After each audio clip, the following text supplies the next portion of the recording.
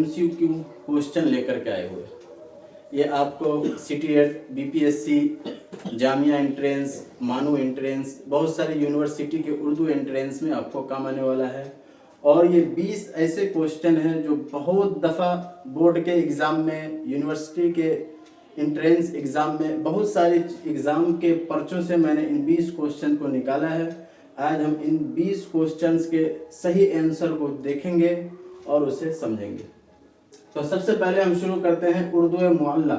ये एक किताब का नाम है। उर्दू मुअल्ला के लिखने वाले राइटर के नाम क्या है? यहाँ पूछ रहा है उर्दू मुअल्ला किसके खतूत का नाम है। इसमें 4 ऑप्शन दिए गए हैं, मौलाना अबुल कलाम आज़ाद, हाली, गालिब, इनमें से कोई नहीं।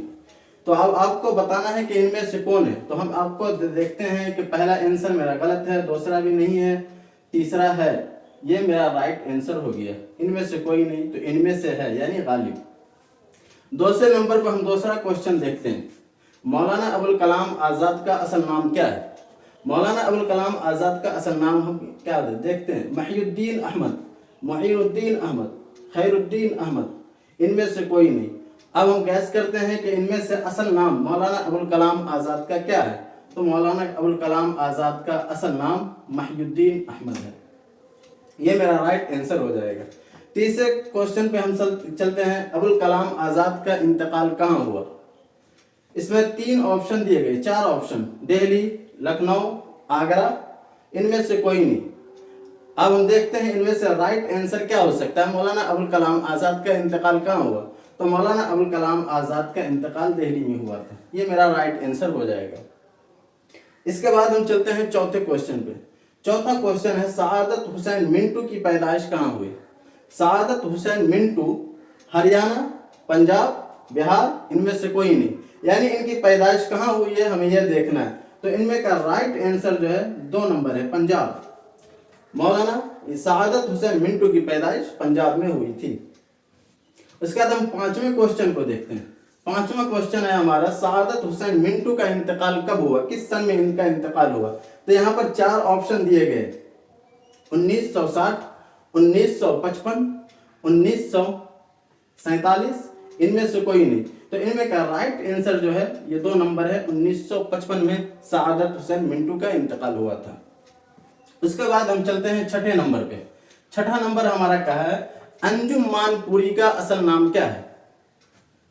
नूर मोहम्मद, नूर आलम, नूर अहमद, नूर अली, इनमें से इनका असल नाम पूछा जा रहा है हमसे। तो अंजुम मानपुरी का असल नाम नूर मोहम्मद है। अब हम चलते हैं 7वें नंबर पे। 7वें नंबर में क्या दिया गया? मेरे हमदम मेरे दोस्त। मेरे हमदम मेरे दोस्त किसकी नज्म है? ये एक नज्म है। इस नज्म के बारे में पूछा जा रहा है कि इस नज्म के लेखक राइटर कौन है। यहाँ 4 ऑप्शन दिए गए हैं, गालिब, मोहम्मद इकबाल, फैज, मीर तकी। इसको लिखने वाले कौन है? तो इसमें जो राइट आंसर है फैज अहमद। यानी मेरे हमदम मेरे दोस्त के राइटर मोहम्मद फैज अहमद है। उसके बाद हम 8वें नंबर पर चलते हैं। गालिब की पैदाइश कब हुई? यहाँ 4 ऑप्शन दिए गए, 1992, 1796, 1797, 1995, 1956। यहाँ 4 ऑप्शन दिए गए। इन 4 ऑप्शन में से कौन सा सही है? गालिब की पैदाइश कब हुई थी, किस सन में हुई थी? तो बहुत सारे लोग जानते हैं 1797 में गालिब की पैदाइश हुई थी। गालिब की वफात किस सन में हुई, हम इसको भी जान लेते हैं। गालिब की वफात किस सन में हुई? यहाँ 4 ऑप्शन है, 1869, 1896, 1855, 1883।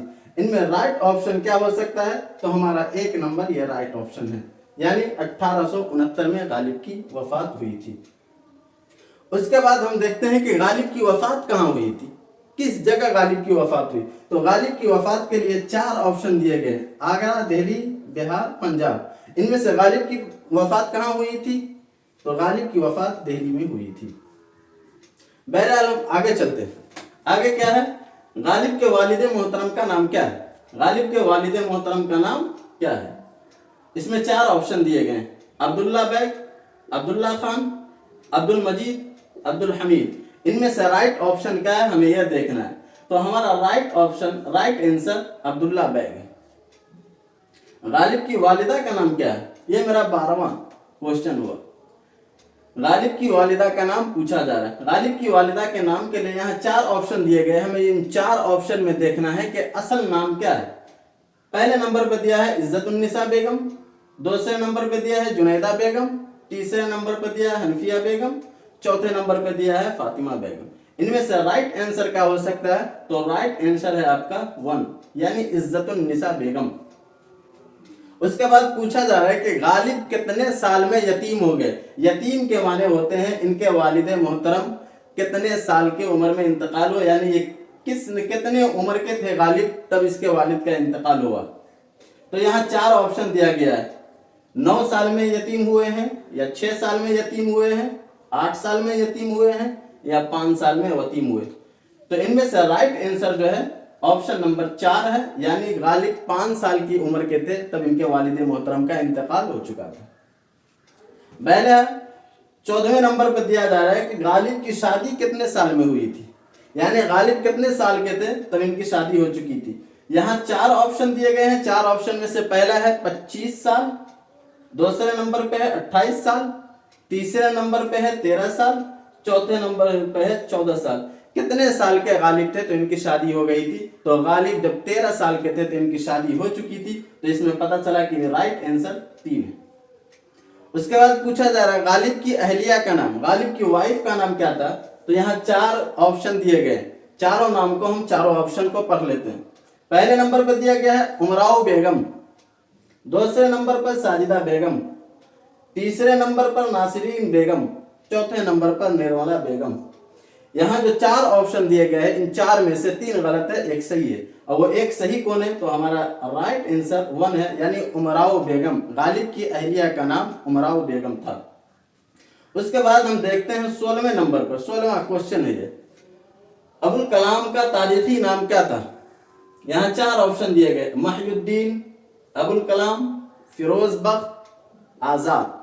ये 4 नामों में अबुल कलाम का तारीखी नाम क्या है, यानी तारीख में लोग इन्हें मौलाना अबुल कलाम को किस नाम से जानते हैं? तो मौलाना कलाम को लोग जो तारीखी एतबार से जानते हैं वो ऑप्शन नंबर 3 यानी फिरोज बख्त के नाम से इन्हें जाना जाता है तारीख की किताबों में।